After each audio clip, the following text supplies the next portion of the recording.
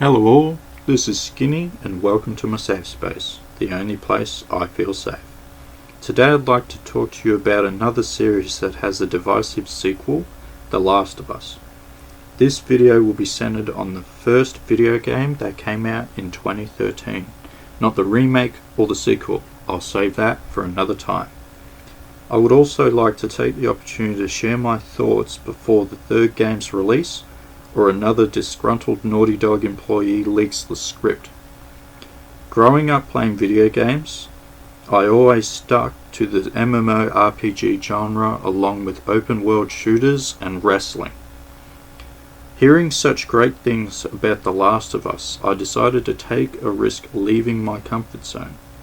After one playthrough, I decided to pick it up years later when the sequel came out, so I could play it back to back. For a game that came out 10 years ago, the remastered edition's graphics are still refreshing. In the prologue, you are given the chance to explore Joel's home while controlling his daughter Sarah. Personally, I spent longer than I should have admiring the details of the home. With the lack of music and lighting, it was still very crisp.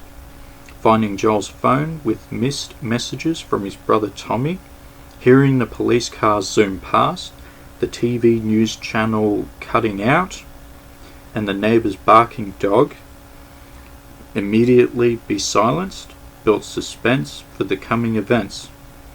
With Tommy's help, they drive to Houston, where everything has become chaos. People fleeing those infected with the rapidly spreading cordyceps virus, creating fires and vehicle collisions.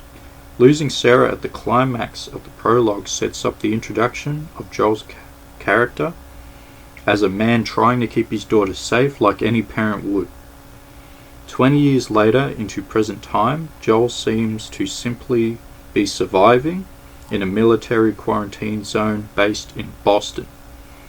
Turning to hide muscle for Tess's smuggling operations, I quickly noticed his apartment has barely anything inside, and he has little interest in small talk, wanting to know why she's there. Having been beaten and robbed of her smuggled goods by a slimy associate named Robert, the pair go out to hunt him down. During Robert's interrogation, people have become open to harsher methods of torture to get what they want, revealing he had sold the weapons to the terrorist movement, the Fireflies, in exchange for their smuggling their leader, Marlene, and a 14-year-old Ellie. Striking a deal with the injured Marlene to escort Ellie in exchange for Tess's stolen guns, the three set off. Ambushed outside by the military, the smugglers learn Ellie is immune to the virus and her importance to the Fireflies. Finding Ellie's escort dead at the drop-off point, the now infected Tess convinces Joel to bring Ellie for the remainder of the trip. Encountering different enemy types like runners, clickers, and shamblers on their journey, it's up to the player what limited resources at their disposal to take down these enemies the easiest way. On their travels together, they encounter an antisocial trap setter named Bill, a pair of brothers Henry and Sam, and a group of cannibals led by a mild-mannered David. I won't spoil their stories, but these characters try their hardest to survive with whatever means necessary. The reunion between Tommy and Joel reveals some of their past actions to be as desperate and heinous as the rest of those mentioned above.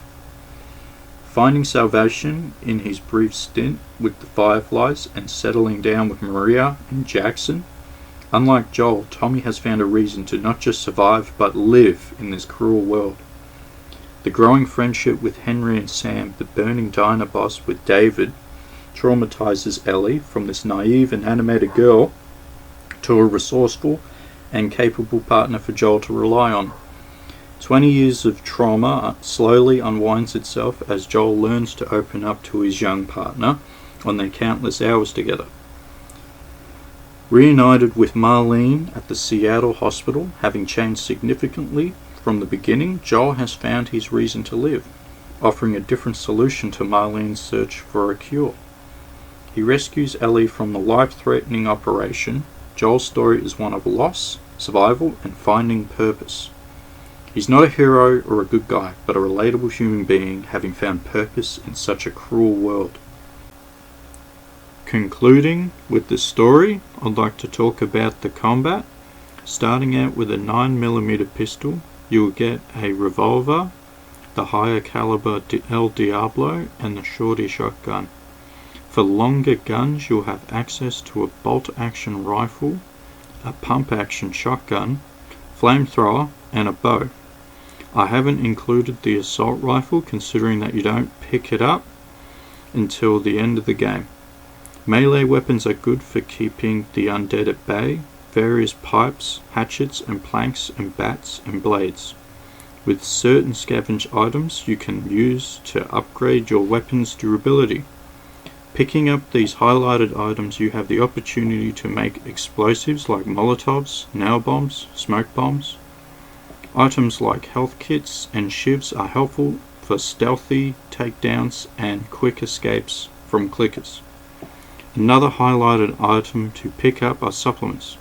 Supplements allow you to unlock upgrades for health, listening mode, crafting speed, healing speed, weapon sway, and shiv mastery. These physical upgrades will help you avoid takedowns or predict your enemy's moves, allowing for better versatility in combat. The last highlighted item to collect are parts. Parts are used to upgrade various firearms at scarce workbenches. With various difficulty settings, these items spawn less, making your journey far more difficult. I personally enjoyed the harder difficulty modes because I wanted to scavenge what I could between encounters and to think wisely on planning ahead. It may seem like a lot of equipment to keep track of, but resources are scarce in this world, especially at higher difficulties, so planning accordingly for future encounters. Playing this game was a unique and a fun experience for me and has since opened my eyes to other genres of games. I used to be of the mindset of guns blazing with no care, but with the limited ammunition, differing equipment offered the challenge of finding opportunities for stealth, frequent equipment checking, and using the trusty brick or bottle made things far more exciting. The beautiful environments, designs, and the minor interactions between the pair makes it worth the experience. This game is on my list of play before you die for its story alone. If the video games were to qualify for art, this game would make the shortlist. Thank you for watching.